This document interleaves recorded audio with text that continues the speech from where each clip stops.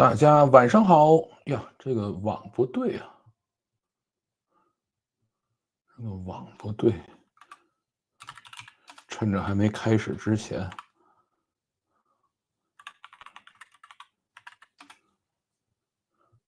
赶快去换一个。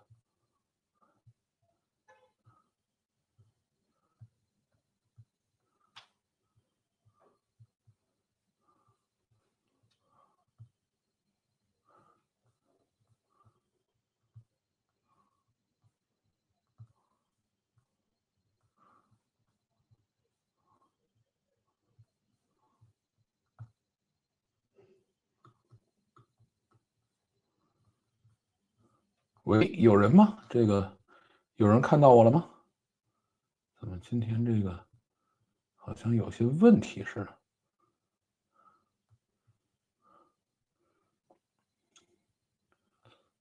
这是怎么回事？嗯，让我把浏览器关了，重开一下啊，大概断个几秒钟。今天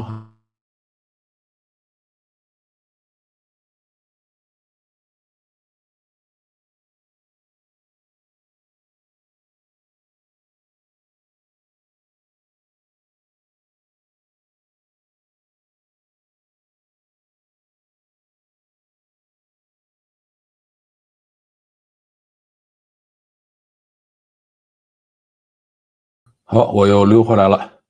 哎，这回是对的。早啊，大家早。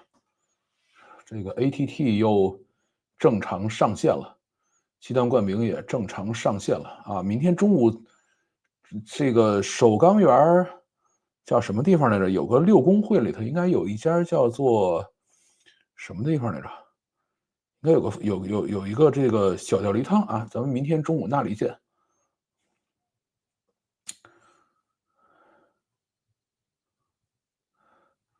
锁单24万了，是的。最近海金投资集体出什么事儿了？这就不知道了啊。这个我们要看。好，然后我们今天呢，首先说一下安排啊。今天呢，应该只有一个故事，就是小米预期发布会啊。然后我已经锁单，等车了。然后跟大家回顾一下发布会的一些情况。当然，这个人家发布会讲了有，我想想，从7点钟大概讲到了10点，啊，讲了3小时。我们可能讲个40分钟左右吧。然后呢，把它稍微回顾一下，然后里头分析一下一些商业上的事情，啊，一些传播上的事情。明天呢又要出去见人啊，明天出去见鸡蛋灌饼。然后明天的应该还会再录一条吧。明天如果时间来得及，我就再录一条啊。然后这个本周的会员节目呢，也先做个预告吧。因为周四呢见了2位从美国大厂离职创业的朋友啊，两口子。当然呢，我跟人见了，到底说什么这件事儿呢，没法去这个跟大家复述啊，人家也还有一些个人隐私啊、保密的事情。但是呢，我可以把我讲的这个部分里头，怎么说呢？正能量的部分，回头可以晚一些吧，分享在公众频道里头。一些不是特别正能量的东西呢，就是本周的这个会员频道啊，就是在大厂里边这个出来创业的过程中一些不是很正能量的东西，我们在会员频道里去分享了。对，今天很怪啊，今天这个名字好像都变成了这个很奇怪的名字。我看看啊，对，锁单24万确实过于疯狂了啊，都来了，是的，对，疯狂。刚出酒店吃了个面，现在帝都现场点餐也要扫码，对，都是扫码啊。鸡蛋灌饼改名字了，是的。没改名，我估计我不知道他这次为什么就变成账号名了啊，这个我们就不管他了。其实大家的名字现在都在发生变化。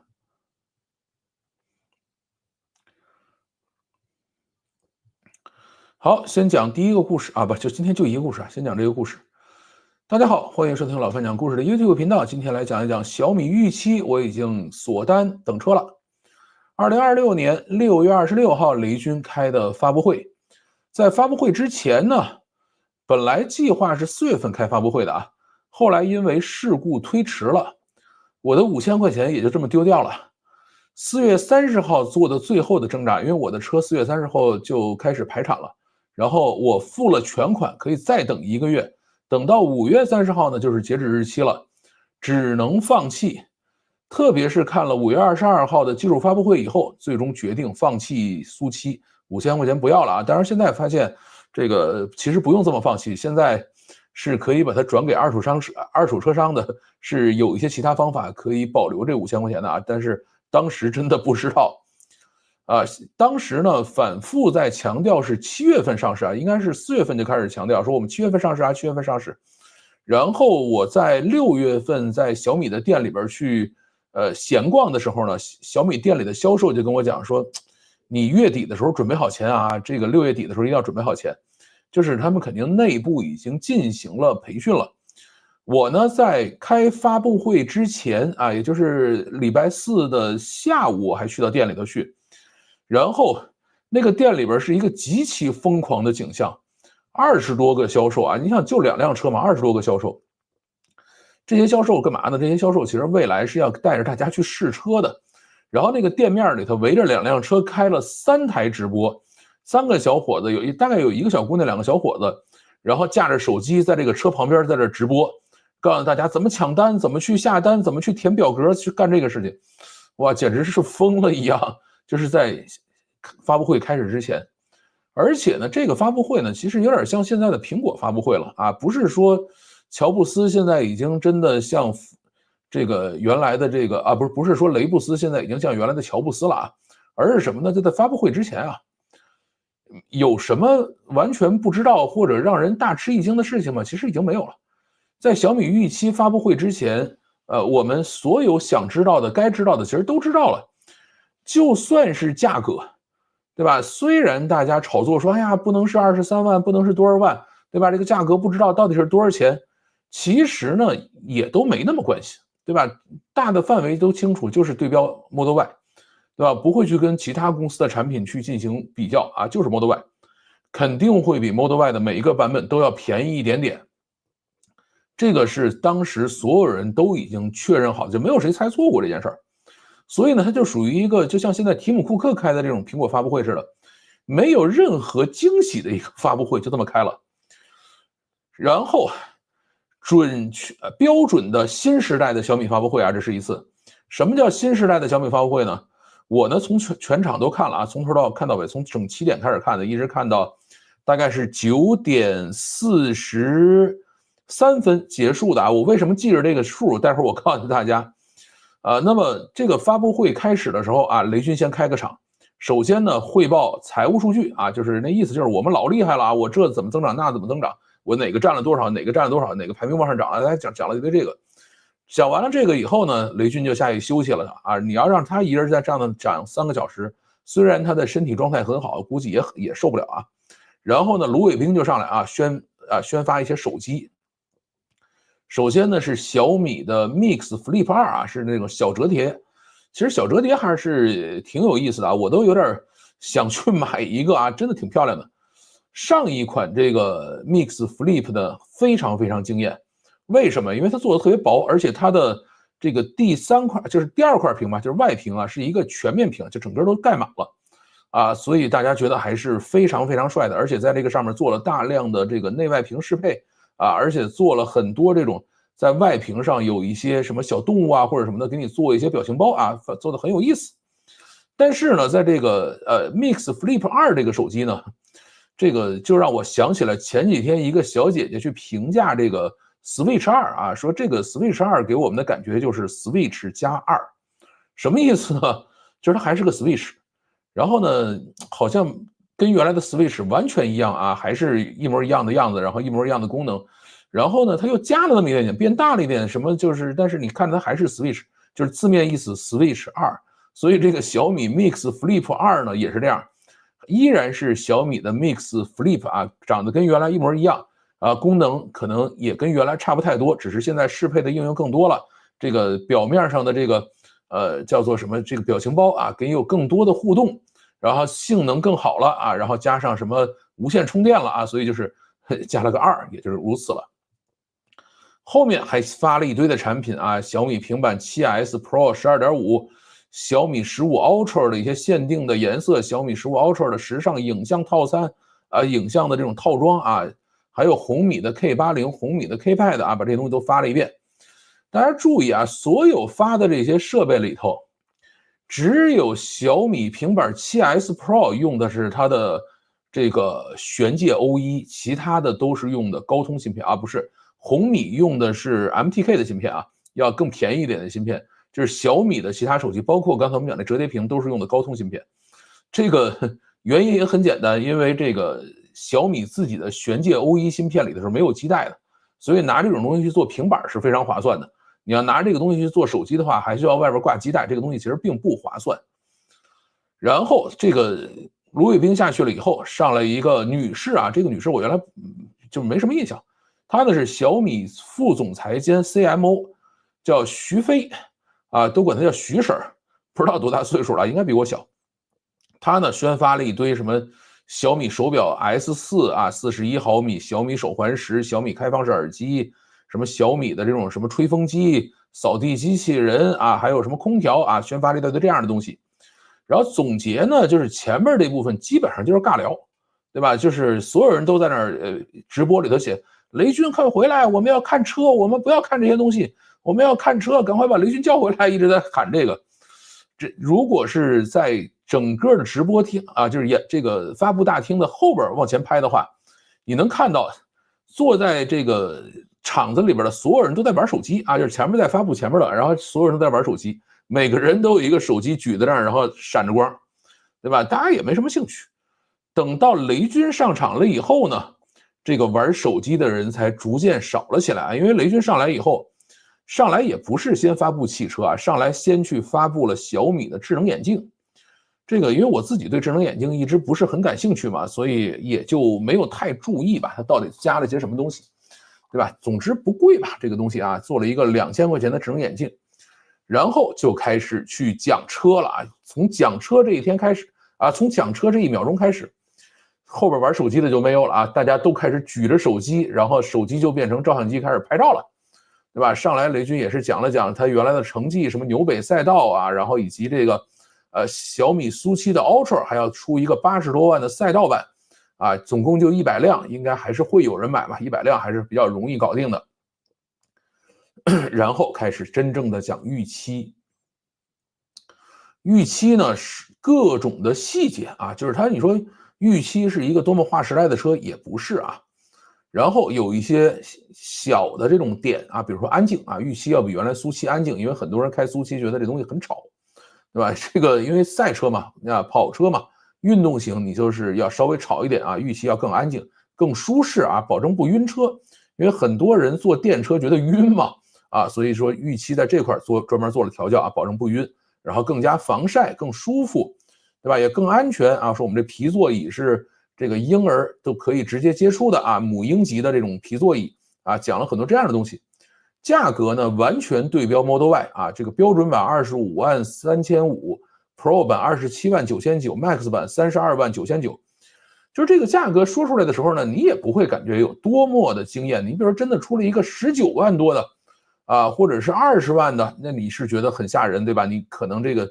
大家都日子甭过了啊！但是你如果出了一个基础版，比如说就30万了啊，那这个雷军的日子就不想过了。所以在这个每一个版本都比同档次的 Model Y 便宜一个1-2万块钱这种水平的话，那个其实就是在大家心理预期之内，对吧？所以就是这样的一个价格。然后还讲了一堆小配件啊，这个里头有一个东西我觉得挺好玩的，就是有一个1999的那个野营套装，那个看着还是比较有趣的。等我。可能明年提了车以后啊，再去研究这件事情，然后就开始最后讲啊，就是最后呢是讲了一个叫允许转单，苏7包括苏7 Ultra 锁单未交付时的用户，可以在限定时间内，也就是6月26号22点至6月29号24点，可以改配成预期啊，讲了这样的一个事情。你看，我如果赶到了6月26号，我那个单子才到期的话，我就可以直接转单了，可惜到期太早了，搞不定。再往后讲，基本上讲这些东西啊，我们就不再详细的叙述说雷军讲了什么了啊？后边是我惊心动魄的锁单过程，今年未必能拿到车啊，这个要跟大家稍微的分享一下。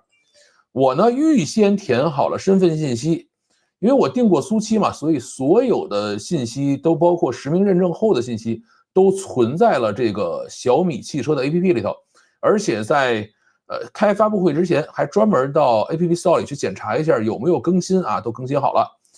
我呢当天下午就是礼拜4的下午还专门跑到店里去，我说你看我这个行不行？说没问题啊，你可只管抢就行了，肯定没问题的啊。然后我就拿着这个手机就回家了。发布会期间呢，大概基本上发布会结束的时候，你就可以选配置啊，9:43啊，基本上就结束了。你选配置啊，但是选配置的时候呢，开始说的是我们有2万块钱定金的这种叫准新车啊，或者基本上就是新车了，已经造好的。还有呢，就是5000块钱可以锁这个后边排单的这个车。我一开始惦记就是锁这个2万的车，结果后来进去一看，说2万的只有 Max 啊，没有 Pro。我本来是想买 Pro 的。说那就算了，交5000块钱锁这个吧，啊，这个就去选配置啊，然后我呢是，选了要加钱的颜色，还要加钱的内饰啊，这个都是要加钱选的。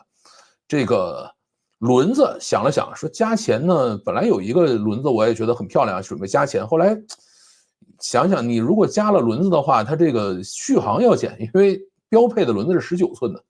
对吧？选择20寸的轮子，你这个续航就下降了，21寸的轮子续航更少。最后想了想就不加了啊，所以就是这个 Pro 版啊，加上这个选了个颜色，选了个内饰啊。配完单以后，它就开始有倒计时啊，还剩7分钟，所以我记得是到9:53啊结束的这个整个的直播，剩7分钟到10点，准备去抢单了。然后我就看着这个时间倒计时啊，就准备去点，我就准备第一时间去点。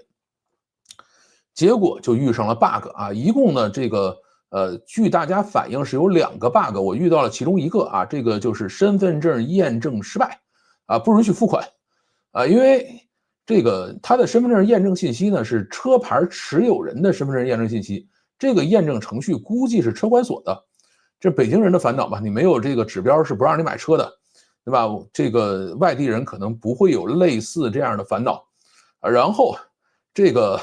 车管所的这个系统应该也没见过这么大规模的这个验证的过程，对吧？所以就直接崩掉了。就是我怎么输身份证信息，他都说对不起，你的身份证是违法的，是错的，啊，然后折腾来折腾去，最终呢是这个销售嘛，有一个群告诉我们说，好了啊，这个现在 bug 修复了，所以我最后锁单啊，交定金锁单的时间呢是昨天晚上的22:11啊，在这个时候锁完了单，然后另外呢。一个 bug 是有些人付款之后显示失败，要求再次付款，所以呢，群里头有一些人是这个在锁单的过程中呢，这个交了2次钱啊，但是这个钱后来也退回来了。交完了这个锁单的钱以后，就是等这个车的确认短信啊。后来我们因为在一个群里面，大概有300人的一个群里头，就是这个。车店的销售啊，他给这个想在他们店里买车的人拉了一个群，那这些人呢，有10:01就锁到车的，大概也有几个是抢到2万块钱 Max 的，然后呢，有10:01锁到车的，然后锁到车以后呢，他们大概是在10:10左右就收到短信了，说我们确认你锁单的短信。我呢是在10:11锁的车，是在23:09收到的确认短信啊，所以就比人家差很远了。后边呢也分配了这个交付的顾问。今年到底能不能提车呢？这是我现在比较痛苦的一个问题，对吧？3分钟大定20万辆，但是这20万辆里头大概是有12万辆左右是锁单的啊，因为前面雷军有一个直播的小片段，就是他开完发布会以后呢去做这个记者招待会啊，是有一个新闻发布会吧，在这儿。然后有人说，哎，2分多钟的时候，雷军去看那个手机，当时呢大定是19万，锁单12万，所以呢最后发出来这个3分钟大定20万，估计呢锁单的比例应该还是60%左右，那么大定应该是交了5000块钱定金的啊，在多长时间之内你还可以改配置，还可以退，锁单的话就是5000块钱就回不来了啊，就正式开始排产了。后边呢又发了一个消息，是1个小时的时间呢是大定了28.9万辆，这个也是一个非常吓人的数字吧。那么我的第11分钟锁单的这个订单的话，按照这个比例去算啊，如果1个小时大概是30万辆啊，那么这1个小时的话，大概率的话锁单的应该有18万辆车，就是比如说按60%来算，大概有18万辆车去锁单了啊。那么跟前面这个12万辆锁单之间的话，我觉得我第11分钟锁的车呢，应该是在可能15到17万之间的一个排序吧，大概在这儿。那你说在这样的一个排序上，到底能不能在今年年底提到车呢？我现在的小米汽车 APP 上呢，还没有显示多长时间可以提车，对吧？我看到有一些锁单早的人上头已经开始写数了，22周到25周之后可以提车，对吧？我这个现在还是写着什么呢？叫锁定订单以后，预期8月开启首批交付，没有时间啊。那么今年交付的机会呢，应该还是有的啊？为什么呢？从小米的角度看，必须抢北京的车牌啊！5月26号，正常北京应该是发5.84万个这个车牌啊，就是电动车牌。结果呢，北京多发了6万个车牌。那么这些指标是12个月之内必须要上牌的，所以小米肯定要抢这批用户。这也是为什么他5月份要去22号要去开一个发布会的原因，就是一定要先把发布会开了。要不然的话，这帮领导牌子的人就不去买它了，对吧？啊，那么一定也要把这些人的车在12个月之内给它交付掉，最好能在今年把它交付掉，因为明年购置税可能还要去调整，所以呢，小米肯定是惦记抢了这帮牌子，然后把他们的今年的这个车交掉。小米苏7呢，这个前2个月的交付能力是每个月2.8万辆，所以呢，基本上可以看到说。这个小米的第一期工厂，因为小米现在是3期工厂嘛，第一期工厂的交付能力大概就是1个月2.8万，或者再稍微咬咬牙能到3万辆，也基本上到这儿到头了。小米发布的数据其实是有技巧的啊，前3个月就是今年的1、2、3月，它呢会去公布锁单量和交付量，就是每个月新锁了多少单啊，新交了多少车。1月份呢锁单4.1万辆，交付呢是超过2万辆啊，第一次超过2万辆，因为它有个爬坡的过程嘛。2月份呢，锁单是4.5到5万辆，啊，但是呢，这个就没有一个特别官方的数据，有很多这个第三方媒体的一些数据。交付呢是2.3728万辆啊，就是23728辆吧。3月份呢，锁单呢据说是8.5万辆啊，交付了是2.9万辆啊，就交的更多一些。然后是3月29日的车祸，对吧？就是车祸完了以后，有3个小姑娘不幸罹难了嘛。4月份第1周还继续在公布锁单量1.3万辆，再往后4月份的后边3周就没有锁单量了啊，5月份也没有锁单量，这俩数就没了。然后呢，4月跟5月的交付量都是超过2.8万辆啊，都是非常非常高的。6月份新定的小米苏7的交付周期一下就延长了啊，现在你要再去定小米苏7，你的交付时间可能经常到40几周才会交付。啊，不是说20几周就可以交付了，一下就长了。所以通过这个来看是呢，可以看到什么？就是小米苏7在车祸之后，3月29号车祸之后，锁单量一定是崩了，这个没什么好说的。原来小米计划4月份开预期的发布会，也是计划的说，哎，我的小米苏7可能到4月份以后啊，它这个销量就顶不住了，我就可以把上一波的红利吃干净了。结果呢，出了一个车祸，发布会没开成。整个的往后推啊，就拖到现在6月份才可以去才去开这个发布会。那么小米苏7的这个很多的这个新订单应该就不多了啊，而且再去订新的小米苏7啊，它也会尽量给你往后排产。所以呢，小米苏7的大量产能应该会转过来去做预期。小米现在3期工厂的产能有多少呢？1期原来计划是年产15万辆啊，后来呢改成这个双班倒啊，就是做这个早班晚班啊，导致呢现在可以1个月交掉2.8万辆车，一年可以出30万辆车。2期工厂呢，其实在6月10几号的时候已经验收完成了，目前呢已经在试生产， 7、8月份呢，应该会经历产能爬坡，对吧？它也不会说我一开始就开足马力嘛，它总还是要爬一段时间。但是2期工厂如果能够完整运转起来的话，应该也有1年30万辆的这个产能。3期工厂现在刚拿地呢，现在指望不上，估计要到26年、27年才有可能正式去投产。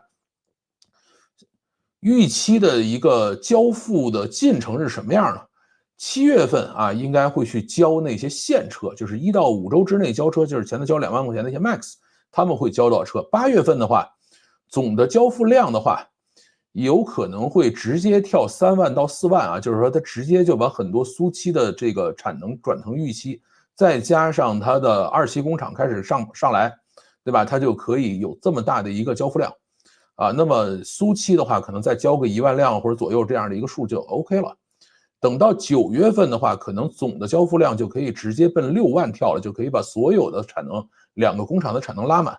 你如果有6万的产能的话，那么这个里头交付的预期有可能就是4到5万辆苏期接着慢慢交，对吧？它就会变成这样的，以后可能就是买苏期跟买预期，大家排队时间都差不多最后会做一个这样的平衡和调整。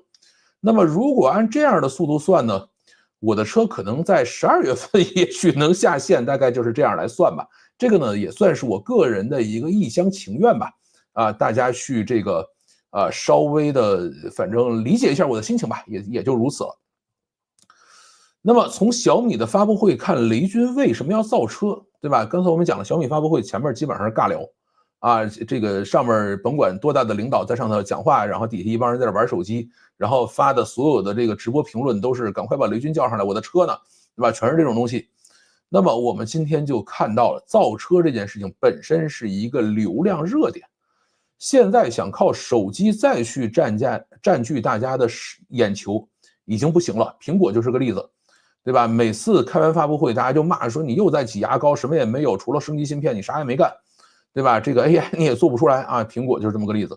但是你造车了大家就是为了看车的发布会，你就必须把前面的手机、手表、家电的发布会都看完前面这部分呢，相当于是汽车发布会的贴片广告就跟我们去看电影似的。前面这部分这个2个小时就是贴片，后边的40分钟是正片它就是这样的一个玩法买车呢不是未来方向，而是新的流量入口。2024年小米汽车占小米总销售额是 8.96%， 就是真正占不了多少。但是呢，小米依靠卖汽车这件事情，把所有人的这个注意力都吸引回小米了。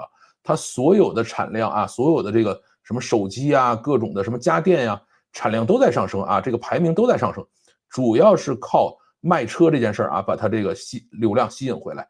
你就算是卖汽车亏钱，因为到目前为止小米卖汽车还是赔钱的你也比出去打广告这事划算，对吧？所以他通过这样的一个方式把这个钱挣回来了。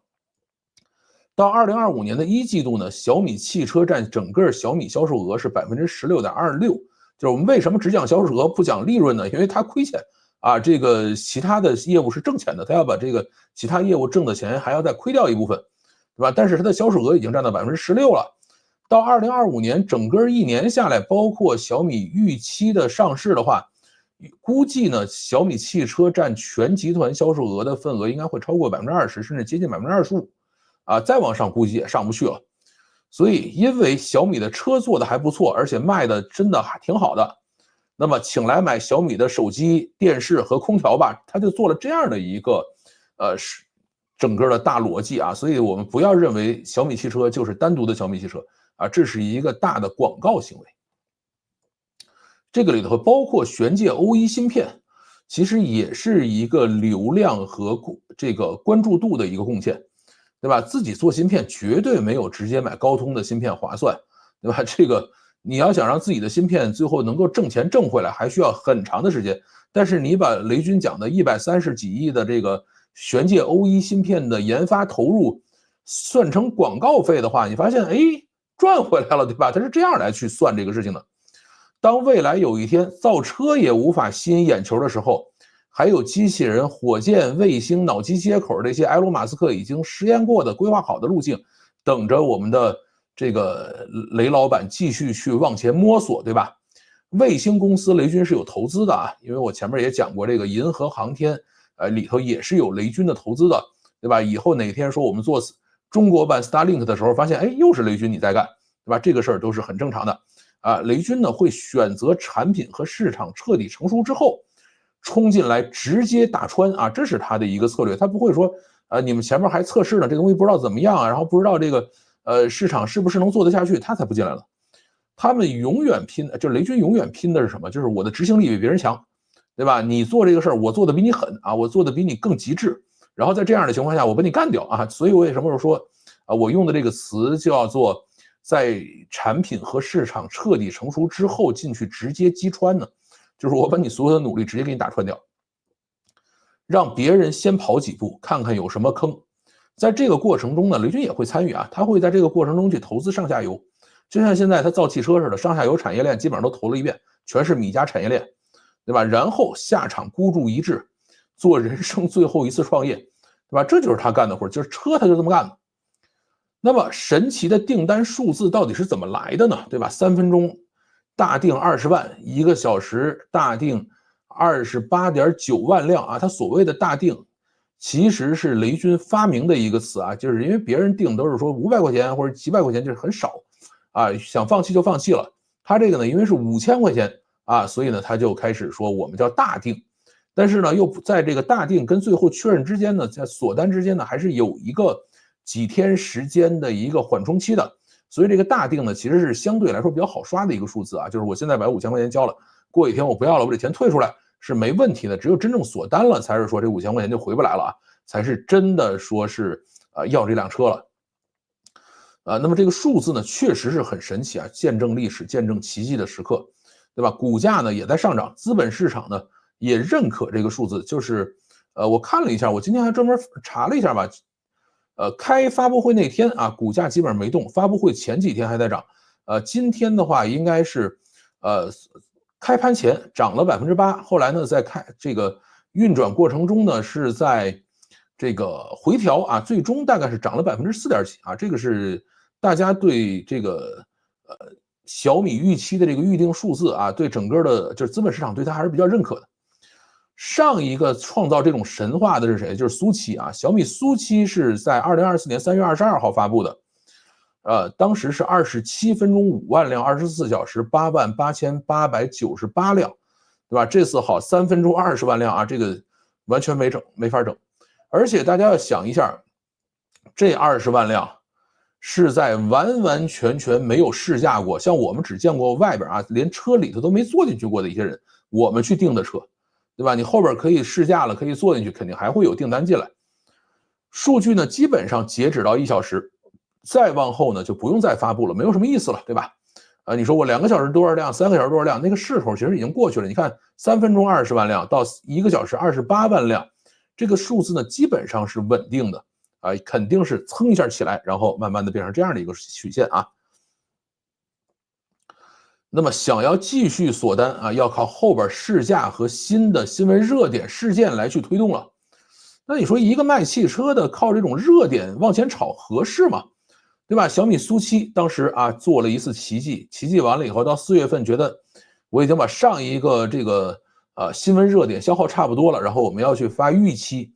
对吧？你说一个卖汽车的，一个一个炒热点，这个还有比他更过分的啊！有一公司叫网飞啊 ，Netflix， 人家是收年费的，也是要靠一部一部神剧来拉动订阅和股价的啊，大家都是这么看的。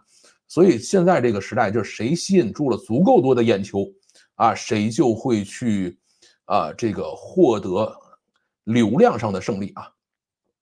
那你说什么人去锁单了呢？啊，肯定很多人是期待这款车了，比如说我吧，这个雷军讲了啊，说为那些无法容忍平庸的人，始终走在时代前列的人，也是为了那些双肩扛着责任，内心仍有远方的人，为那些在柴米油盐的烟火气中，内心仍有星辰大海，内心仍有星辰大海的人设计的。对吧？这个反正甭管你是不是这样的人，你听完了以后还是会觉得很开心的，对吧？当时苏七开发布会的时候讲的是什么？是为了每一个为梦想而奋斗的人而做的啊！这话怎么说这么别扭？再说一遍，为了每一个为梦想奋斗的人而做，心中有火，眼中有光啊，是为这样的人去做的苏七啊。到预期了以后，又继续往前推了一点。原来苏七呢是年轻人的车啊，所以到预期这儿说，很多这种全职的这种家长啊，你周末的时候也可以开着它出去野个营什么的，对吧？就为这些人做的车，所以呢，我是比较期待这个车，所以上来第一时间锁单。很多的苏七订单呢直接转过来了那么这个里头应该也是占相当大一部分。苏七呢原来估计在里边锁定的订单还有个比如说10几20万辆，那么这个车应该是比如说转出一半来，那么它这个前面的3分钟大定20万辆里头，应该有相当一部分都是苏七转单转过来的那么这个数字呢，小米并没有公布确切的数字，可能以后也不会公布了吧。所以这个3分钟20万辆里头，这个是很大的就是为什么我说后面苏七的产能会转给预期，对吧？它不会说我继续在这个工厂1里头就就是第一工厂里头完完全全去做苏七，这个是没有意义的。还有一些呢，黄牛黄牛是必须有的，对吧？这个小米做了限制第一个像北京的呢是需要验证车牌，对吧？有车牌身份验证的人才可以去锁单，我就在这上面耗了10分钟吧。这个而且呢，每个人只能买1台当然就有些单位了，他肯定不在北京嘛，让从上到下所有人都去订说上千人的公司每个人去订1台去，对吧？就有人去干这种事情，那你把这些车买回来以后呢，他就可以去转手去卖嘛。二手车商呢应该都动起来了与其去压这什么比亚迪或者其他这种人家马上就有现车的这些东西，你还不如说我去压一堆小米，压完了以后，这个小米的订单在手里头，你就是前期交了2万或者是5000你排上了个号，相当于是真的是做黄牛我就是买了个号，对吧？我资金压力也没有那么大，然后呢也不需要真的把车拉回来停放到一个什么地方去，我到时候只要卖这个号就完事了甚至前期你可以加价来卖这个号都是可以的，所以这里头一定是有大量黄牛的。闲鱼上现在已经有人去开始叫卖2万块钱的现车指标的订单了你找到他以后是可以加价把这个单子买回来的。那么这个车呢，就是3分钟20万辆大定，一定是大量的这样的情况都存在。这个到底是这个车怎么样？是车好还是营销做得好？对吧？这个我们也可以稍微的探讨一下。友商呢肯定会喷小米，就会做营销车就一般，对吧？特别是这个于大嘴一定会讲这个话。但是雷军呢肯定不认嘛，上来讲的叫产品力我们产品力最好这个我们确实有很多地方做的比别人好，所以大家才来去买我们的车从我个人的看法来说呢，第一，车肯定是辆好车，这个是基础。如果你光靠营销，你车很烂的话，这个也扯淡你肯定是卖不掉的，对吧？或者第一辆车你要这么干的话，第二辆车就直接翻车了嘛。第二辆车大家依然这么疯狂上来抢的话，说明整个这个车的产品力还是不错的。就算是二手车商这些黄牛冲上来抢，对吧？那你这个车的这个品质应该也还是不错的，他要相信这个车在手里能卖得掉，对吧？大家拿钱投票的不是傻子，对吧？那么这个雷军的车呢，堆料绝对是堆足了和国内的车去比呢，未必比得过或者说叫各有伯种吧。但是跟特斯拉的 Model Y 相比，绝对是堆足了料的一个车。微创新呢也很多。这个所谓微创新到底哪个是关键？是微是关键呢，还是创新是关键呢？这个其实都很重要微的意思就是说，我没有做大的改变，还是用锂电池，还是用这些3电系统，还是什么自动驾驶，什么激光雷达、毫米波雷达这些东西我该有都有这个就是其他的，比如说我加了个什么磁吸加了一个什么按钮或者是加了一些这种防紫外线怎么去让它这个避免晕车这些都属于微小的，但是呢依然是创新就是别人没做过我做过了。然后车在很多细节方面呢，确实设计的还不错，和其他的车比起来呢，其实很难说绝对领先吧，因为和国内的车比呢，是要比科技感大家注意，这个不是科技是科技感，就是你会觉得这个车很时尚，很有科技感。但是真正的科技怎么样呢？就是我前面也讲过就是小米从来不以研发和科技真正的这个领先它在这块还是要努力的再往前跑一跑的。虽然雷军宣布说我要再投入很多的钱去做这个研发啊，但是也就如此一个状态了。那么车就基本上算是一个中上水平吧，或者说是比优可能差一点点，但是也是一个良好水平的车啊，这个我还是认可的。营销呢，确实是达到了前所未有的高度啊，这个车达不到，但是营销绝对达到了。雷军呢，直接是创始人对项目进行了人格化赋能，对吧？中国人其实还是慕强的啊，就是说喜爱英雄故事的是中国人的一个特性。雷军先立了人设啊，人生最后一次创业，亲力亲为去做测试，在工厂里边去打螺丝，去做直播，对吧？那他就等于把个人的 IP 形象直接挂在这个车上了。只和特斯拉比啊，绝对不跟任何友商去做比较啊！这整个发布会就比特斯拉，其他都不说。你像他手机啊，什么各种家用电器还去比友商，车上就是特斯拉啊，不提任何其他人了。包括什么这个，比如跑车啊，他可能有时候保时捷还稍微提一下，对吧？因为你去纽北赛道嘛，你去了纽北赛道以后，你不提保时捷这事不合适，人家第一，对吧？其他就基本上不怎么提了啊。然后就是特斯拉。啊，然后这个就跟这个很多卖东西一样啊，就是原来我们卖录像设备的时候啊，我是卖杰维 C 的，对吧？杰维 C 上来就说我比松下好，松下上来说我比索尼好，索尼上来说我最好，对吧？在这个里头，等于索尼呢就是相当于特斯拉这样的一个领袖地位啊，然后这个小米上来以后就是我只说我比索尼好啊，下边人我不理你了，我没看见你，是这样的一个玩法。然后啊，这个真正的就是小米的这个推广啊，或者说市场运营啊，强在什么地方？节奏把握的非常好，套路大家其实都熟悉，没什么关系啊。这个只要是力量足够大，就能出奇迹。什么套路啊？就是饥饿营销嘛，对吧？让大家排队去等车嘛，或者是说这个信息饥饿，其实也是饥饿，对吧？我不告诉你任何更进一步的信息，大家拍了这个试驾的视频，谁都不许放出来，谁放出来罚500万，对吧？然后谁敢坐到车里边去，罚500万啊，全是这个东西。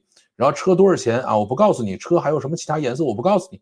它其实靠饥饿靠信息饥饿啊，继续吊着大家胃口。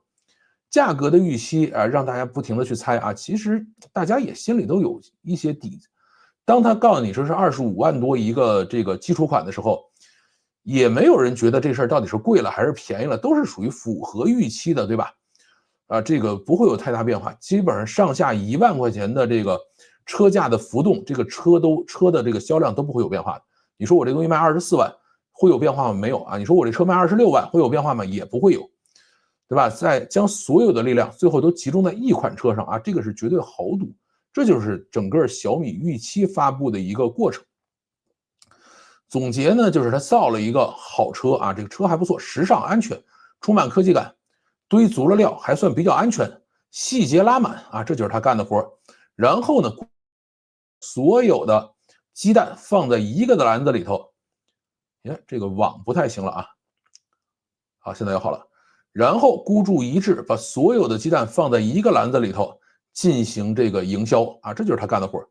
再加上一些商业操作，比如说让苏七转单啊、改单啊，干这些事情。雷军造车的方式是不是可以学呢？你说，哎，这个套路都分析明明白白的，我们也这么干行不行？很难啊，基本上不太可能。为什么？有钱的没有他这种人设和流量，也没有他这种耐心和狠劲儿；没钱的根本就玩不转。就算你把所有资源都凑齐了，你说我又有钱啊，我又有狠劲儿，我又有工程师的这个团队，我什么都有啊，我能不能照雷军这个方式抄？这个没有人有他这么大心脏啊，这么大赌性，说我嘁哩咔嚓把所有的鸡蛋放一个篮子里头，我就把所有的这个今年就这一辆车了啊，如果今年发这车崩了啊，或者说翻车了，那整个今年就直接废菜了啊，就是随时站在悬崖边上，发废了，就是有一辆车发布出错了，整个这个业务就没了。对吧？他就喜欢干这样的事情。你像其他的车厂都是我今天发2个车，明天发2个车，或者发3个车，对吧？不行了，我还有个补救。他没有这个啊，就是发了就废了，啊，就是直接就干。3分钟20万的大定呢，甭管这个数是怎么来的，这依然是一个奇迹。我们所有人呢都是这个奇迹的历史时刻的见证者跟参与者。因为我自己进去这个定了一台嘛，锁了一台，所以我也是一个参与者。那别的车企是不是天就塌了呢？这个华为肯定是天塌了啊，他把力量分散了。要是孤注一掷，每年砸1台车的话，压根儿就没有其他车厂什么事儿，小米可能就不会参与到这个事儿里来。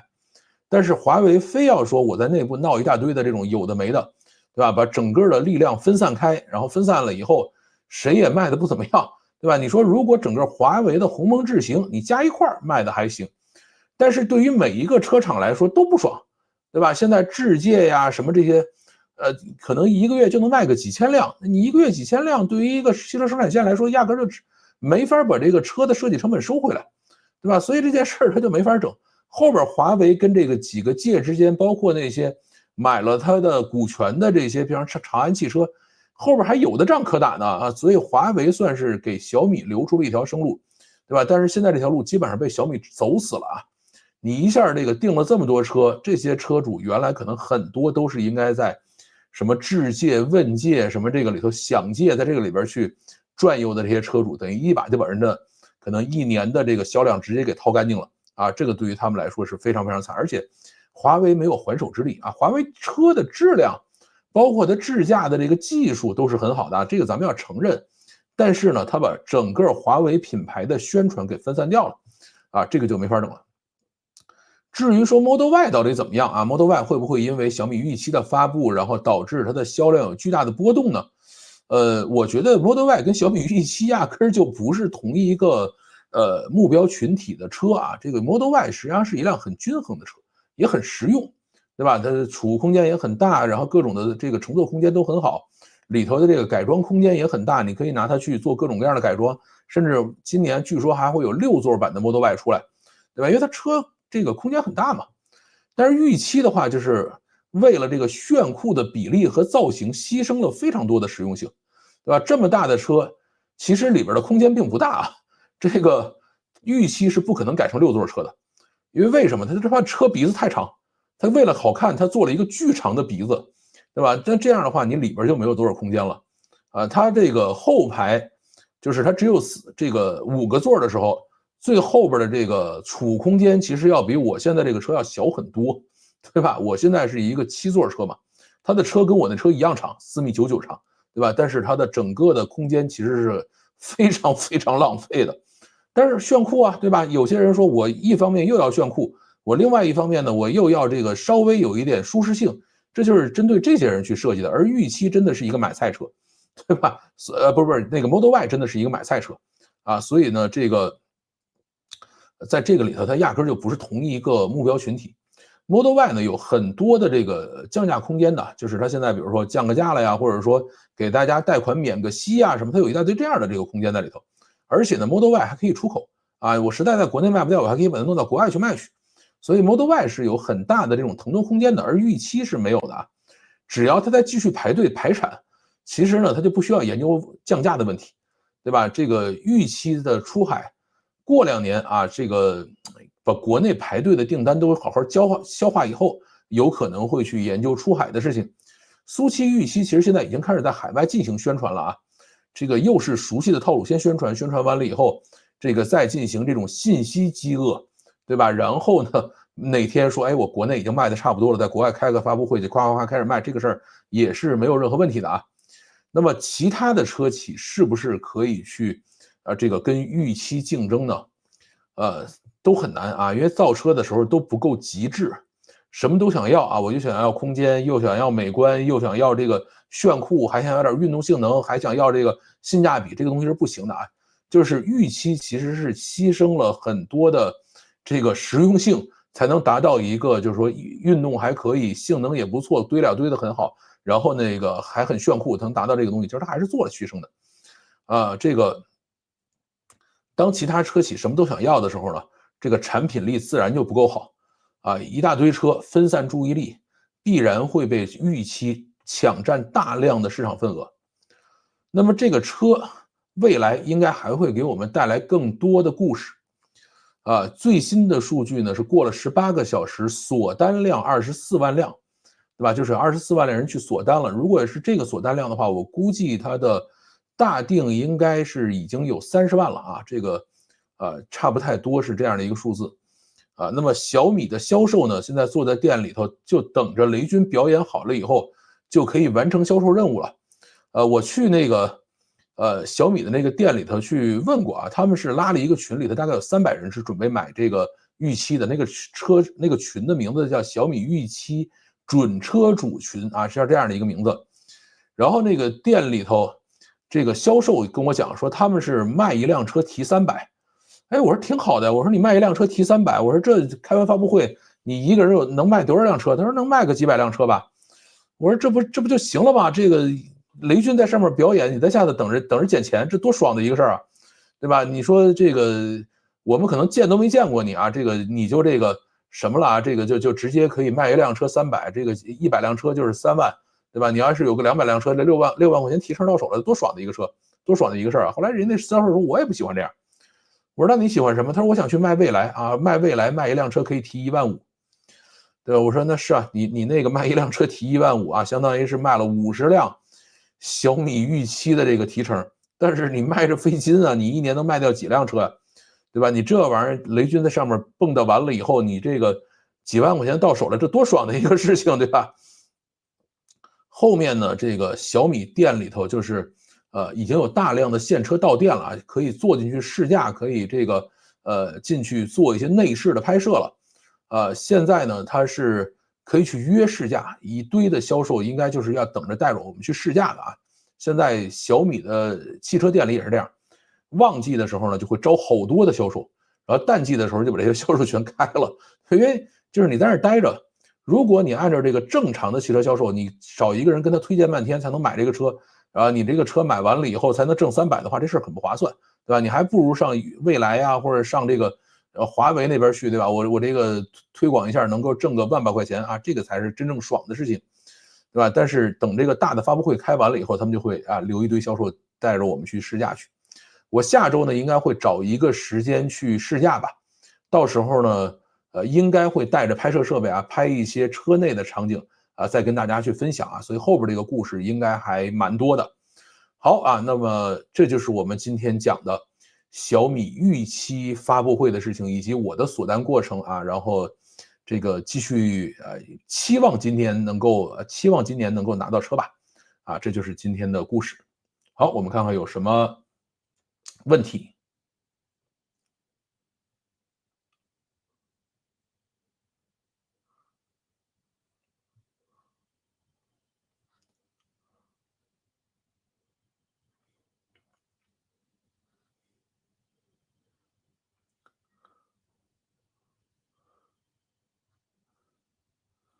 对，来了，点赞了没？你们都开惯了 SUV 啊，还是换个 SUV 比较顺？对的，我觉得到明年我提车的时候，没准它下一辆就是这个大的7座混动车可能都上线了啊，但是我应该不会换了，我应该就会盯着这辆纯电的车去买。为什么小米这么快就追上魏小李了？这个造车门槛这么低吗？进来就可以快速追上前面打拼多年的电车厂商吗？这个就是这样，就是小米前面投资了大量的上下游，包括魏小李里头也有好几个是他投资的，里边到底有哪些坑，到底有什么故事，人摸明白了，对吧？在这样的情况下就直接追嘛，而且追的时候一次造一辆车，一年就卖这一辆车，对吧？这个把所有集团的这个宣传力量都砸在这一个上面，它确实是能追上啊，对吧？这个就是这么干的。可惜美国开不到雷布斯的车，开得到啊。你像福特的 CEO 不就买了一辆苏七回去吗？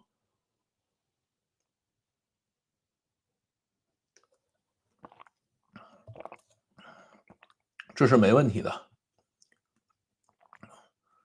我就把这个楼上的人认出来了啊，剩下的朋友就看不出来是谁了。是的，今天这个不知道为什么是用的这个用户名，各家的手机甚至平板都在卷，真是不可思议。小米的新机虽然折叠，但电池和芯片都不打折。vivo 的新折叠还支持苹果全家桶，真的是让人大开眼界。对，但是 vivo 这东西你就记不住啊。对吧？小米因为发个汽车，你就把它记住了啊，就是这样的一个神奇故事。所以卖汽车挣多少钱，亏多少钱没关系。我上次留言讲过卡尔加厨的问题，不过，我没展开啊。其实看得出比较喜欢那里，啊，不知道他反正有日子没来了。对小米股价怎么看？小米股价反正在缓慢的变化吧。其实国内有小米产品的消费者福利，还是很划算的啊。对他送很多东西，点赞欢迎。轮胎240偏小，轮胎这个东西是这样的啊，就是越大呢越好看，抓地力越好，但是呢越大这个叫什么来着？越大这个东西这个续航越差啊。Model Y 确实是要更大一些这个轮胎啊，预期就是一个小面条胎啊，这个确实是被人骂了。我住的酒店门口车牌除了打头都是京啊，后面啥字母都有啊，这个很正常。比苏七确实好看多了，法拉米啊，确实有点法拉米的感觉。它呢就是模样比例是跟法拉利那个很像，但是它所有的设计细节都是苏七家族的这个细节。看二期工厂是的，只要二期工厂快速的把产能拉起来啊，那这个事儿就好办，因为一期工厂拉了一次，二期工厂应该就会快很多。如果比如说2、3个月啊，这个比如7月、8月就把产能拉起来了，我今年就有可能能拿上车。如果拉不起来的话，那这事儿就比较难搞啊。如果是小米，比如说开始在国外卖苏七了，我估计我今年就提不到车了，对吧？这个大概就是这样的。然后雷军的产品共同点历年来没变，它反正确实是有很多共同点的。我在 B 站科技美学评论下面看到说预定是假的，实际少个零啊，把我笑死了。这个事儿是这样，就是那是一个上市公司，上市公司你干这种事儿的话是会被处罚的，它又不是 A 股上市公司，那是个港股上市公司，对吧？香港联交所才不惯着你呢。买顶配嘛啊，买不起，我买的 Pro。华为内部的同学很后悔怎么不造车，绝对的呀。如果华为自己造车，绝对会就没小米什么事儿了，这事儿就。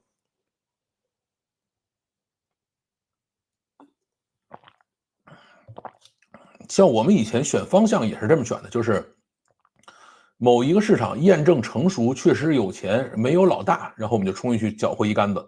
就是这些主打这个，叫什么呢？就是执行力啊，就是像雷军的公司都叫主打执行力，就是跟大家拼狠呗，拼加班嘛，然后拼细节，对吧？就干这件事情，拼这个工程能力，这些人都不会去探索新市场。我们永远干的活都是别人把路都趟好了，如果里头没有老大，我们就进去一竿子把所有人都打翻啊，就干这种事儿。对，现在绝对是被小米追着打的一个状态。华为造车的话，就变公务车了，不一定。你其实华为，哎，但是华为这手机确实有点奔公务手机的方式走了。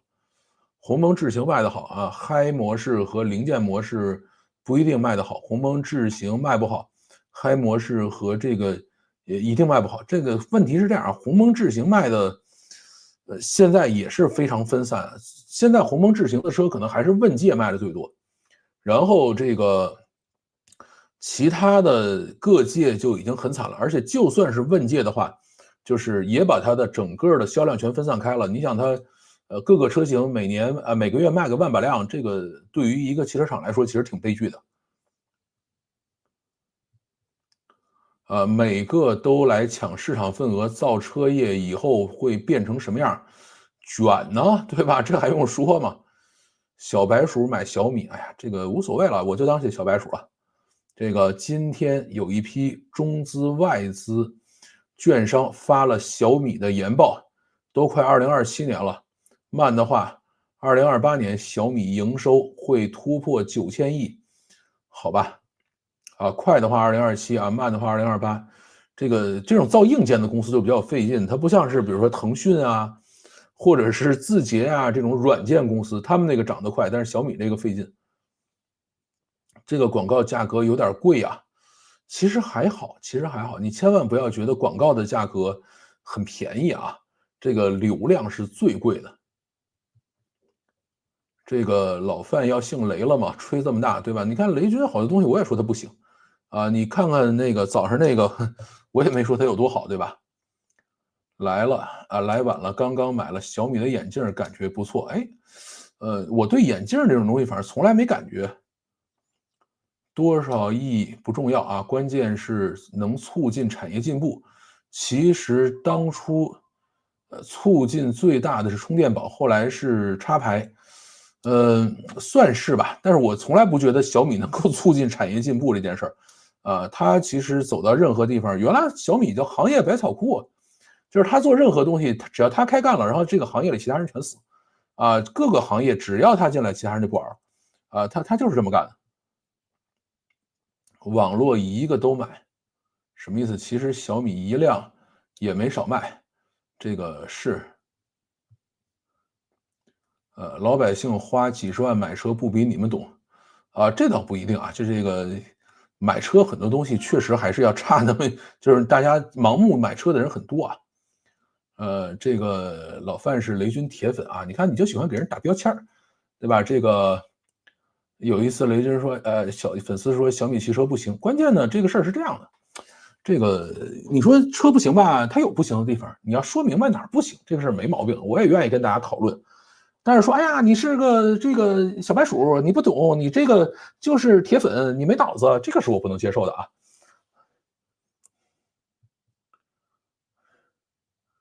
这个7月26同意，什么罢免726同意什么意思？没看懂。这个20万的数据有点颠啊，绝对的很颠。最终涨了3.6%啊，也还可以吧。好像是在今天有人开盘的时候在最高位冲进去买了，然后发现最后跌下来了。然后那个我看好像是有一些抖音的博主在那儿哭诉呢。个人还是大概率这个选择这是什么？不懂。这个和美股相差太大了。美股其实不好说，我告诉你，这种做这种东西的其实都差不多。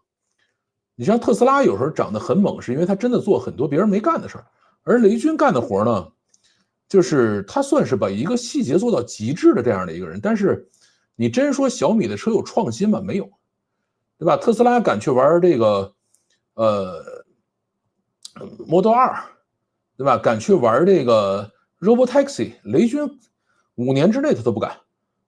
特斯拉敢去搞这个机器人，搞去火箭什么这东西，雷军我估计至少3、5年也不会搞这个东西。所以他实际上是把一个大家都做的很熟的东西出来去讲。那么股市这个东西呢，其实是看未来3到5年的一个变化。你如果没有一个未来的预期的话，你股市是不会出现那种大涨的。对，这个在3月29号以后，雷军就没有再开过直播啊。虽然中间也发了一点小视频，但是彻底没有开过直播。现在呢，说要回来开直播了，不知道到底咋样了啊？感觉美国这边的产品很久没有爆点了。这个我觉得 Robotaxi 还是比较值得期待一下的啊。什么乱七八糟的？绿色青蛙。比亚迪有报道说已经停止国内产能扩张，还有上海研究机构说，中国产能平均利用率40多。这个产能的事情明天讲吧。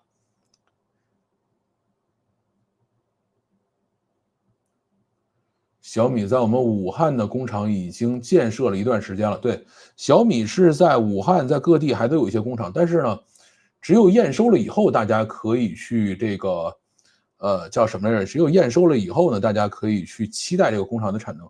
如果它没有验收的话，这个事儿就，没有任何意义啊。国内车全行业产能利用率，评论40多。我刚说的模糊了啊，好吧。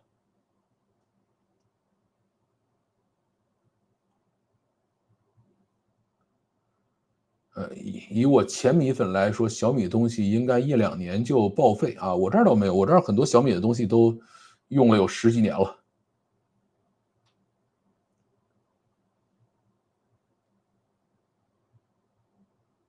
没关系啊，小米定位不一样，不一定非得研发。小米呢，现在也号称是说要去投入研发，但是小米投入研发这件事儿，我反正不是那么看好。只和特斯拉比，这个策略很好，对。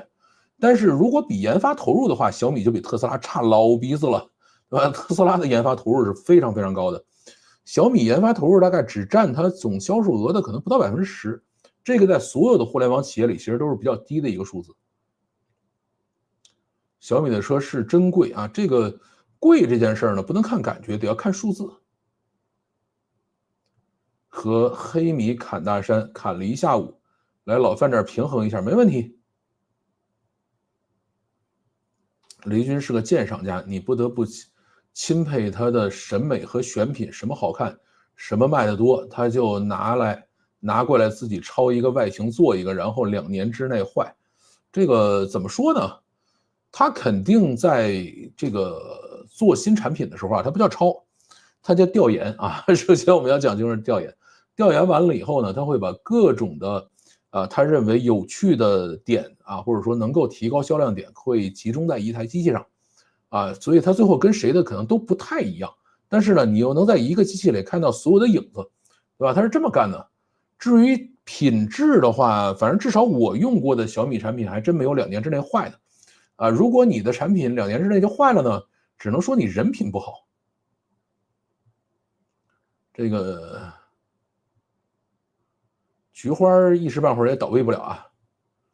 这个跟当年马斯克发 Model 3很像，孤注一掷，特斯拉差点死掉，雷军还是比马斯克稳一点。这是肯定的。马斯克是别人都不干，他敢先干，干完了以后孤注一掷。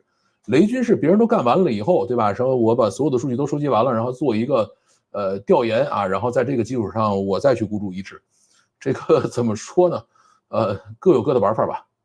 但是马斯克我觉得是更值得钦佩啊。菊花不会倒闭的，有国家大力扶持。哎，千万不要觉得它跟国家有什么关系，颜值就是正义啊，这是真的。开小米可要注意安全啊，小米其实比国内大部分车都安全。苏七没定啊，亏了5000块钱啊，前面讲了。Model Y 和预期的区别根本不是买菜不买菜的问题，特斯拉是唯一可买的电车，其他都是垃圾啊，那没问题。这个挺好的。未来听说不行了要这个，不知道啊，不知道。啊，买 Model Y 直接买二手车就好啊，剩下的钱买 FSD。对 ，Model Y 那个车还要花6万多块钱买 FSD。你像小米等于是把所有的智驾的就直接包含在这个车价里，其实它要比 Model Y 便宜好多。基本上把未来小鹏急死了。对，未来小鹏都很危险。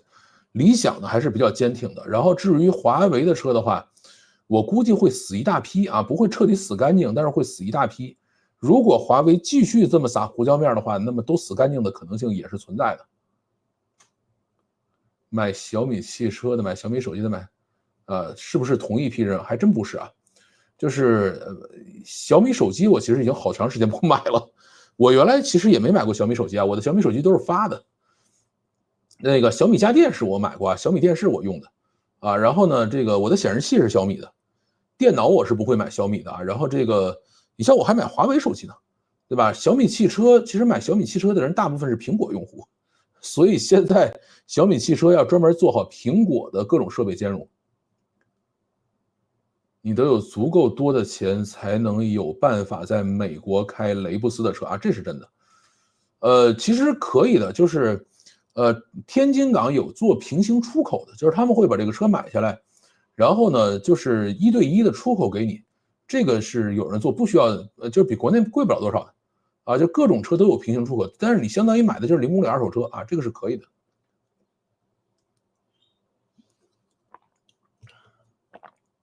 你现在要想买苏七的话，应该可以直接按照原价在天津港买到平行出口车，但是预期估计还要等。自从没了卡尔加厨，老范的直播平均时长从2小时降到1个半小时了啊，倒也没有，只是最近因为也要思考一些其他问题嘛，所以这个就是做这个功课的时间变短了。雷布斯的车唯一进口途径就是美国的这个，还不是啊，这个它有那个什么呢？就是有好多人专门做这个，就做平行出口。小米以后会不会超越丰田成为世界第一车企？不会的，特斯拉也没超越丰田啊，对吧？比亚迪也没超越丰田，哪轮上小米啊？对，小米我觉得未来可能相当长一段时间就去追赶特斯拉就行，至少在汽车业务里头追赶特斯拉就可以了。预期要是出海日本，我就会抢一台。这个日本比较难，因为日本它那个车是就是行车靠左的啊，所以它方向盘跟我们不在一边啊。那这样的话，你买这种平行出口车你就搞不定，只有是行车靠右的车呢，你才可以这个叫做什么呢？可以把这个走这个平行出口，因为你变成二手车以后没法给你去改这个车舵去。预期到日本的话，我估计至少得27年往后了。估计老范是把油车指标留给小范了，没有啊？这个每个人只有一个指标，我呢也只能是把这个油车指标换成电车，啊，但是以后我如果哪天电车不想要了，我还依然可以换回油车去啊，我是这样的。可惜 vivo、OPPO 错过了这波电车的风头，他们还是不够狠啊。vivo 和 OPPO 呢，他们是后边是一个老板啊，段永平嘛，然后下边都是一帮职业经理人，职业经理人是绝对没有创始人这么狠的啊，他搞不了这种事情。德国和日本为什么造不好电车啊？原因很简单，就是他们老惦记专利这些事儿，老惦记技术封锁这事儿，他就永远造不好。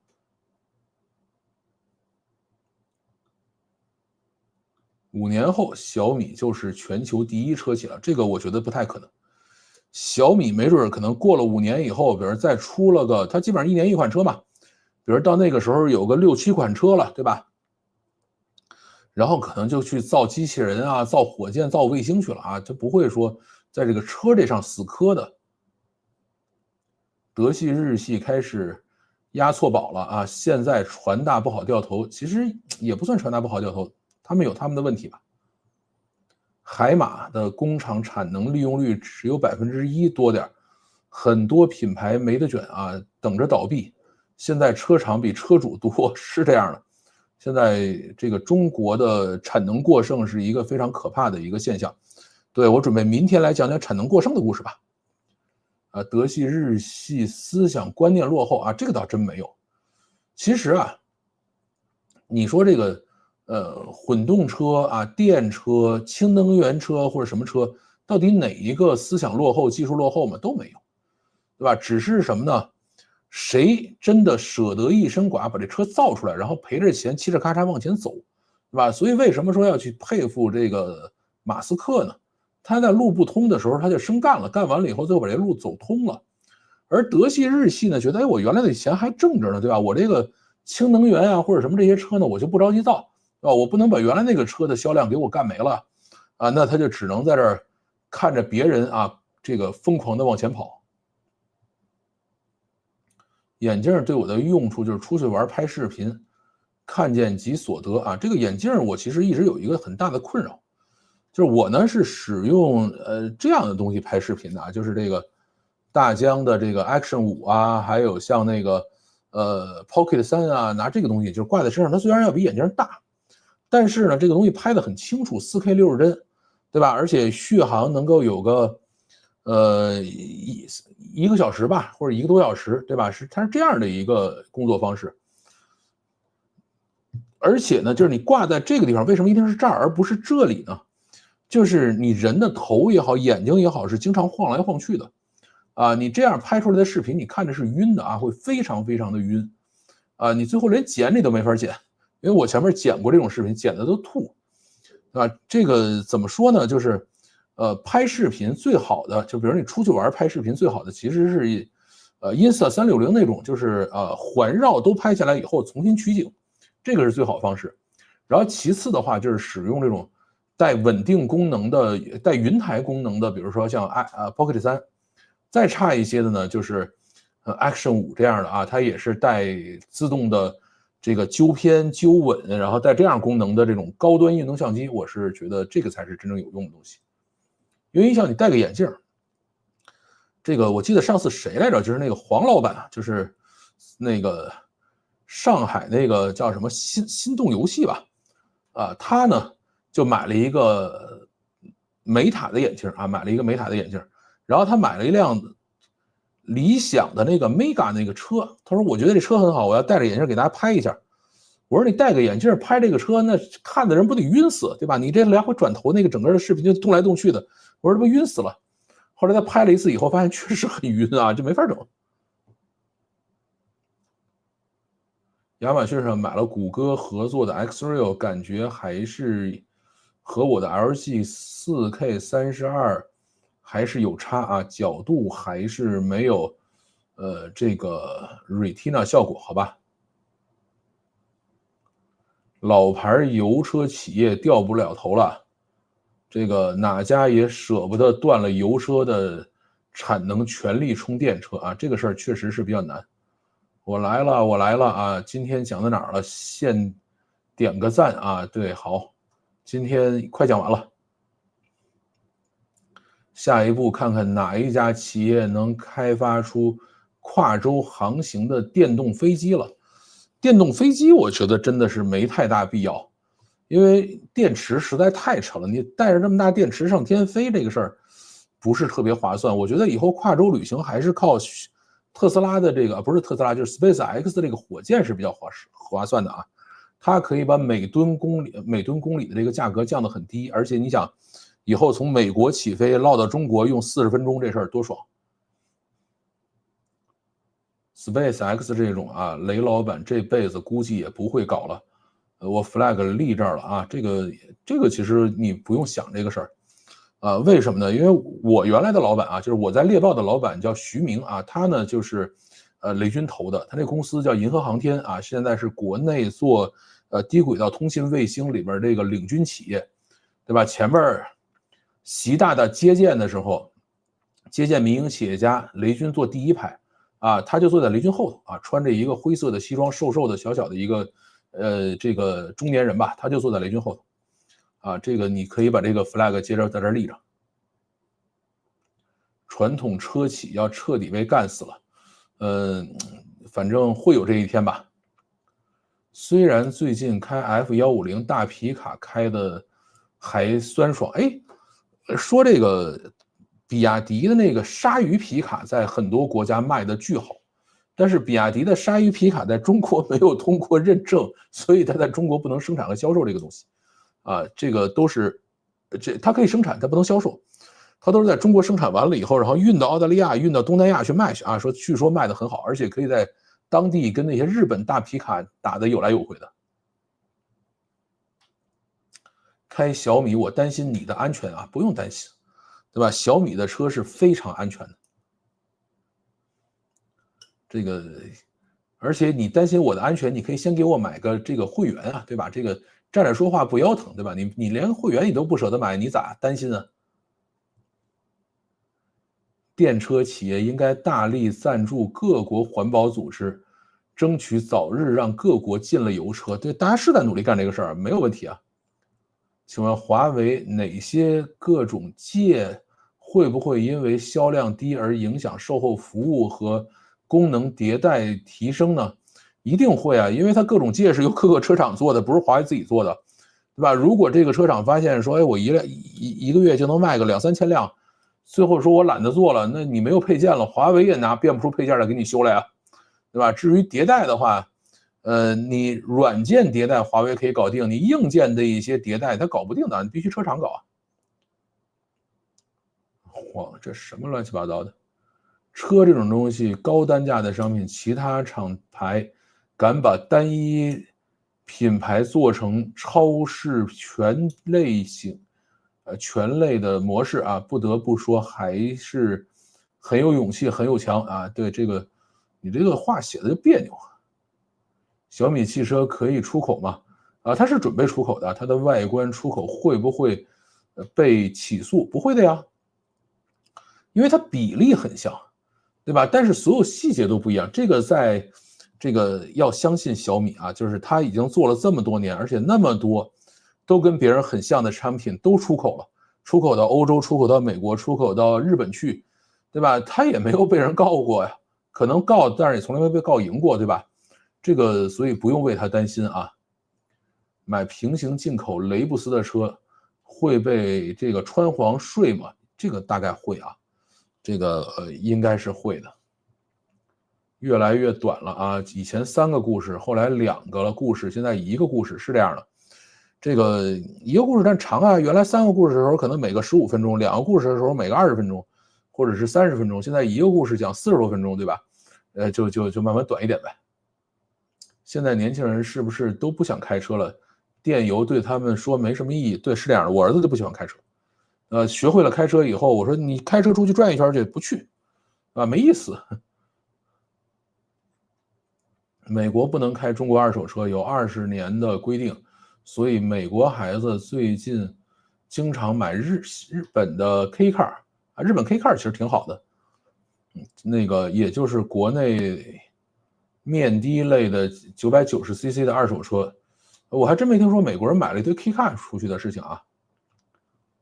日本左右方向盘都可以开，不需要改的，是吗？但我在日本好像看的都是这个。我们应该像我开的车应该是左舵车嘛，对吧？这个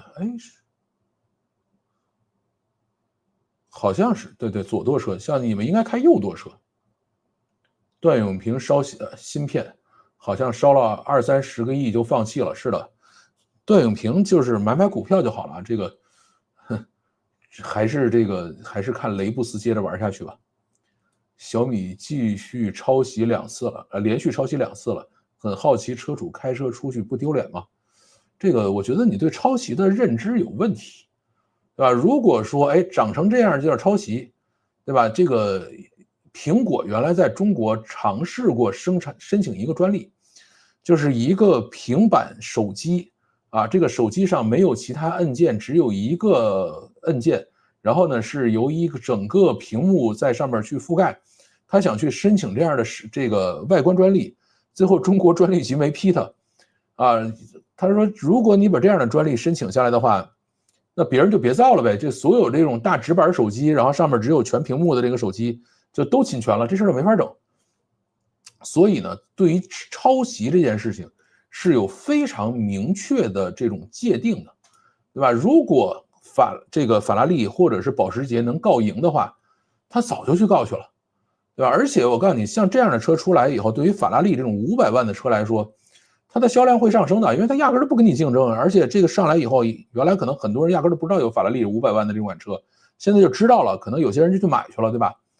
保时捷当然现在确实在国内是废了啊，保时捷的销量在国内跌得非常惨，现在在大面积的关停 4S 店，对吧？这个我觉得并不应该是小米的问题，因为小米的就是买小米的人应该不会买保时捷。对吧？或者买保时捷的人呢，应该也不太会去买小米。日本有不少富二代开美国进口的左舵车啊，这还真没见着过。日本超跑都是左舵的，就日本警察不管吗？不是所有厂商都手机厂商都可以，都需要去搞电车。虽然电车比较吃软件开发能力。你不搞电车的话，你最后就是你卖原来那个东西就不性感，你就没有办法去吸引流量，就这么简单的一个事情，你就需要花钱老老实实的去打广告，对吧？你现在就等于把广告这个广告费直接转成电车研发了，其实是一个很划算的事情。氢能源飞机我觉得还行，这个事儿跟觉不觉得没关系啊，还是要有人真的舍得把它做出来。因为它就是卖足够多的量，迭代足够多的这个产品的带刺吧，然后东西就会成熟起来。如果你说这个技术很好，一定行，但是谁都不做，没有迭代过程，这事儿就没戏。电动飞机很难啊，飞机飞起来重量和降落的重量，需要差别很大，这点电池根本做不到啊，这倒是真的，耗光了电，那个电池还那么重。现在相机电池没有3C 认证不让登机了，这个包含 Pocket 和 Action 充电宝之类的。最近确实是有这种报道，就是不同的机场不一样，因为有人讲说他背着大疆的那个无人机出去，因为大疆无人机上都是带电池的嘛，而且是带3块电池，那个大疆无人机的那个电池上是没有3C 认证的，这个就没法整。现在反正遇到这种事情呢，大家就会稍微的乱几天吧，等几天再说吧。电动飞机太危险了，油可以，这个实在不行，你还可以把油卸了，对吧？实在就是你比如说飞机出问题了，起落架放不下来了，我可以把油都那个倒掉，然后再往下降。这个但是电池你是没法把电池扔了的。比亚迪的 Shark 就是抄的 F150的外观啊，这个是真的，长得很像。油车短期不会被淘汰，毕竟电力基建能比得上中国的国家好像还没有。在这块你只要敢建啊，中国是愿意冲出去给你建的。华为自己不造车，现在来看是不是一种战略错误？从我个人的角度上来说，肯定是。对，苏七退了啊，这个亏了5000块钱。上次就说了，比亚迪的 Shark 拆车拆出来就是一台老车用的这个金属油箱啊，能过中美欧这样的市场就怪了。这个澳洲也是好啊，丰田的陆巡70都可以买，这个就不知道了。那它这个其实我觉得不用担心啊，它如果真的需要在中美欧上市的话，它可以去上那个高分子聚合的那个高压油箱，这个是没有问题的。搞火箭，我的意思是，他自己像小米这样个人代言去搞火箭，这个 flag 我立得死死的，地基打死死的啊。这个我觉得在中国呢，我们是研究过这个问题的啊，在中国做火箭呢，你必须是一个纯官方的背景啊，因为做火箭这个事儿还是挺危险的。不是允许。现在虽然有民营火箭公司，但是在这块控制的很严。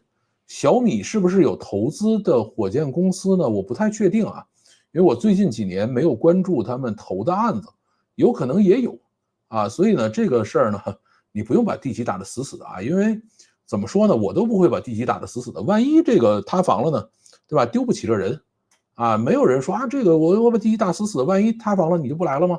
对吧？我还是希望你万一错了还可以接着来嘛，对吧？没必要干这个事情。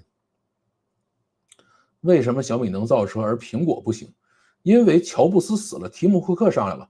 提姆·库克是一个职业经理人，他会拿着钱不停的去回购苹果股票，他没有办法去承受造车失败这样的一个后果，就这么简单的一个问题。所以前面有很多人是讲说，现在 AI 时代又回到了创始人时代，职业经理人靠边站，对吧？这个是有道理的。华为现在直接占股收购一家车企未尝不可，没戏啊！他前面这么多合作都签了协议了，你现在这个去收购车企的话，马上就会被剩下的这些合作伙伴告死。比亚迪鲨鱼的外观没有被福特起诉吗？这个其实很难起诉啊。你像原来这个丰田当时是在国内起诉过奇瑞，还是起诉过什么来着？但是呢，他也不敢起诉外观，因为外观这个东西非常非常难起诉，也很难去这个告赢啊。因为这个怎么说呢？我们要判定两个外观确实存在抄袭的话，第一个就是一模一样啊。这个你说我今天这儿多贴了个胶带，那个地方多敲掉一块漆，或者哪个尺寸稍微差一点点，这个是不一样。另外一个呢，就是叫主观容易形成混淆啊，就是我看这两个车，然后我觉得这就是那个车，这个呢是有时候会被判这个败诉的。像那个双环汽车就被告输过啊，这个其他人好像真的不多。而这种所谓的这个叫做主观混淆这件事呢，从小米跟这个保时捷啊，包括像这个比亚迪的这个 Shark 和这个F150这个比起来，其实不是那么容易的，因为其实它这个就是大家觉得像是什么，就是它的比例很像，但是呢，现在都是做一个这么老大个的大车标在前头，福特也做一大车标在前头，然后比亚迪也做一大车标在前头，对吧？那你现在只要把大车标往上一挂，或者在其他的线条啊，或者是一些细节上稍微改一改，你说这个不是那么容易去这个混淆的呀，它就过去了。其实买汽油超跑类的二手车，放一个30年，估计还是不错的投资。这个在中国不行啊，在中国直接就这个什么了啊，直接就报废了。外观专利在哪个国家都不容易立得住，是的，这个是很难的。这个抄袭的问题也挡不住，这只能看自己的风格选择了。对于辛苦原创的人来说，的确很扎心，但又能怎么办呢？这个其实对于真正辛苦原创的人，你可以不断的创新。就是你想创造一个外观，然后呢靠这玩意儿吃一辈子，这事儿肯定是不行的。日本国产车啊，进口到日本的车是右舵，对，左舵的进口车也可以上牌上路的，这个没有障碍啊。看来日本还是管的比较少。保时捷国内卖不出去，多半是因为经济不太行了。我们不承认这事儿，我们经济可好了。香港、深圳也有一个舵啊，能够然后两边跑的啊，是香港、深圳两边跑的一般都是右舵车，左舵、右舵应该都允许啊。香港左舵车在香港应该是右舵车吧？我怎么印象里我们行车靠右，其实开的是左舵车。对，我们行车靠右开的是左舵车，他们行车靠左开的是右舵车。真买啊，不担心电池爆燃吗？不担心，你别撞它就行。别的不知道，反正澳洲开左舵车右边也可以做个人啊，拐弯的时候帮看镜子，这多费劲啊！反正我在澳洲开车就经常是，也不叫经常吧，开过一次，就一直站在2个车道中间开。主要是交规不一样，真的是很容易乱啊，这个是真的。交规是的，估计要重新考一下交规。反正我在美国开车没考过，在澳洲开车也没考过，在法国开车也没考过。这个汽车软件开发大部分都是外包啊，我朋友就是干车机开发的。这个但是像小米啊、华为肯定都是自己做的。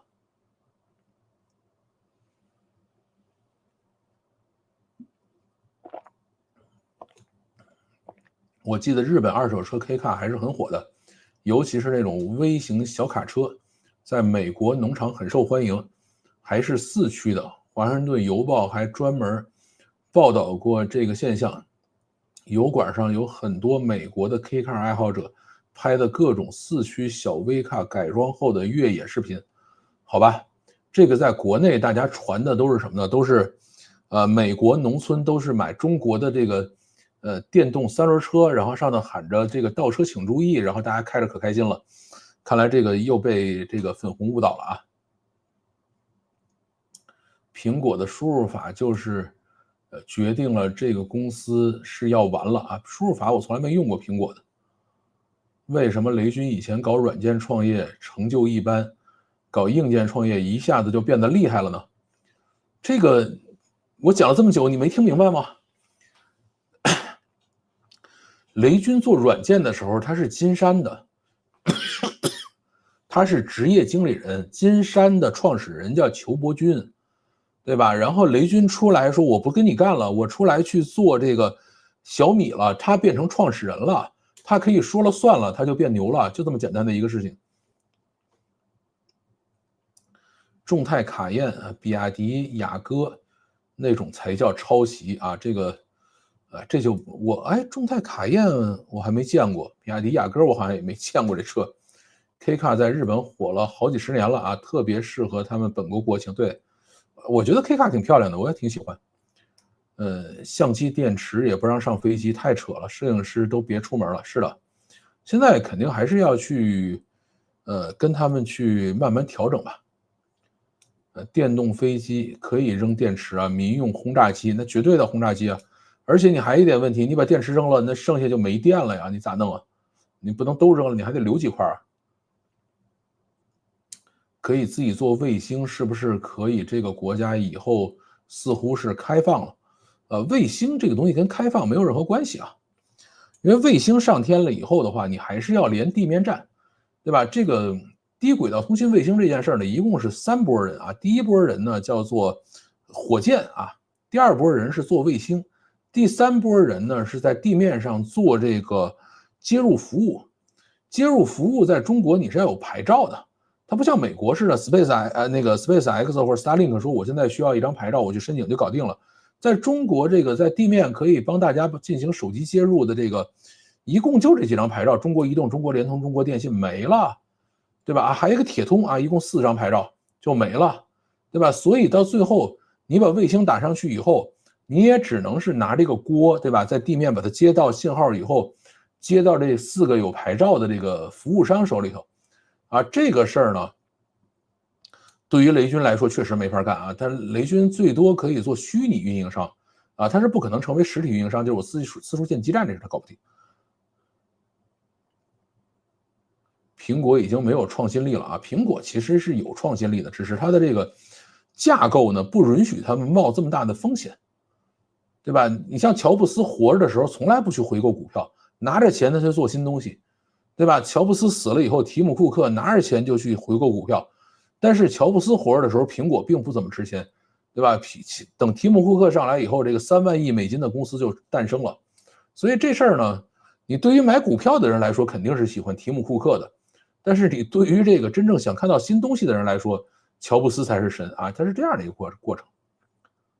这个乔丹起诉中国乔丹还是另外一个问题啊，它是个商标侵权，商标侵权要比这个外观侵权还要好判一些，但是外观侵权基本上没法判。苹果现在变成了他当年想要颠覆的 IBM 啊，这个惠普的样子，吃老本，这个那也就只能这样呗，还能怎么办呢？我的妈，3倍终于追上了啊！你好厉害。不过今年 WWDC iPad OS 有点意思，我的2020版 Pro 表示9月份可以一试。我现在是不太想去换 iPad， 实在是没必要。我的 iPad 现在最主要的用途就是看电影。塌方了，我也是啊 ，flag 倒了不丢人，这个丢人了我也来啊，那就行了，那就随便立吧，这个没问题。双环没输吧？我记得好像是最后挂掉了。新 iPhone 的 iOS 那个审美啊，导致我到现在都没有升级。现在它好吧，我是没什么想法，确实比较难看。香港的右舵车也可以上大陆牌啊，但是他那边反正就是香港跟深圳那边是有双牌车的，双牌车反正年检呀什么都比较麻烦。不过右舵港牌车上大陆牌特别贵啊，这个大陆开要挂双牌，是的，这个很麻烦。大陆别给右舵车上牌吧，这个还是上。它就是双牌车是有的，传统车企为啥转型慢？软件自研能力差，车机的外包也是其中权重比较大的一个原因啊。这个不是这样的，像那个大众就自己做了一个公司，专门做了一个独立的公司去做车机，然后去做这个完整软件，花了好多钱，最后屁也没做出来。YouTube 就是很多美国红脖子买国产这个3蹦子1000美金啊，是真的有没有啊？这个事儿我不知道到底是不是真有啊。现在香港车可以直接开进深圳了吗？这个应该不行，你还是要挂2块牌才可以吧。3蹦子不算车啊，苏七预期不一样啊，这个是肯定的啊。3蹦子在美国应该不用上牌，他们叫低速电动车。还有广电啊，广电，对，广电还有一张啊，那就是移动、联通、电信、铁通、广电，现在是5张牌。小米的东西还可以，但是营销远超其他厂商，营销手段一招鲜。这个是真的啊，小米确实营销是很强的。更正一下啊，不是铁通，是铁塔。铁塔就是原来铁通的一些资产吧，好像是啊，这个有可能是这样。不换 iPad 啊，只是升级系统啊，那我应该会升级的。双牌车要纳税额达到规模，好吧？因为我知道原来去香港是有人租这种车，就是你可以从深圳直接坐着车去香港办完事再回来。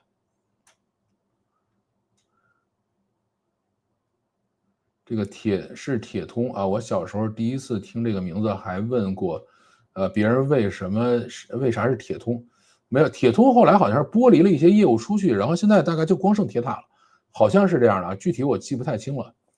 我上段留言没念啊，塌方了就请老范吃高级日料刺身啊，这个好吧，没问题，来吧。不塌方也可以来请我吃高级日料刺身嘛。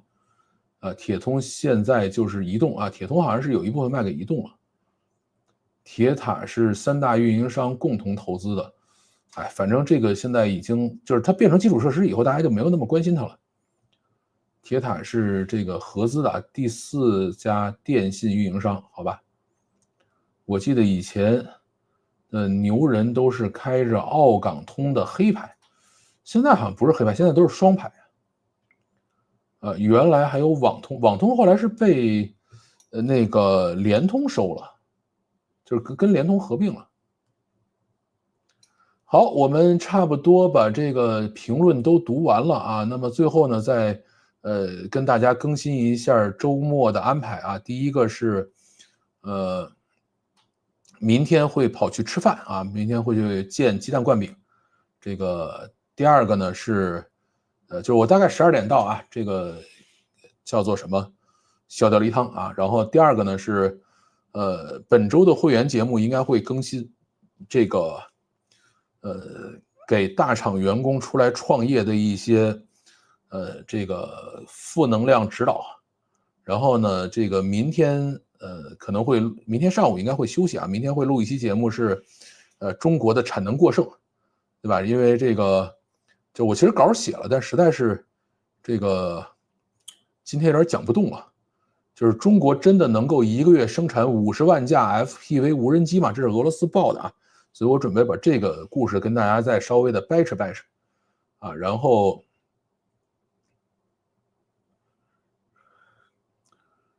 这个差不多就是这些吧，然后其他的以后再去看讲什么了。然后7月10号啊，我们还是初定的7月10号去做线下活动，但是这个我下个礼拜先去找个场地吧，找个场地跟人聊一聊，然后再去决定这个线下活动怎么开始招募的问题。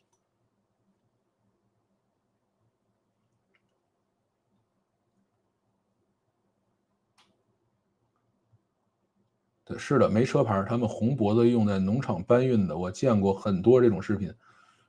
真的啊，他们是本来用高尔夫的这种没牌子的车是合法的，好吧？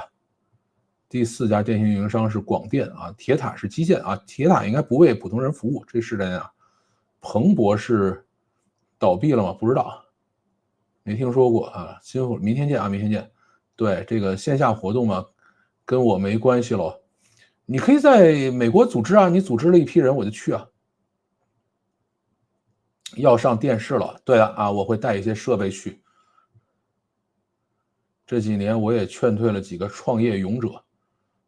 不，我这个不会劝退人家的，这个会讲一些别的东西啊，不上电视啊，不上电视呢，我就不带着设备去了。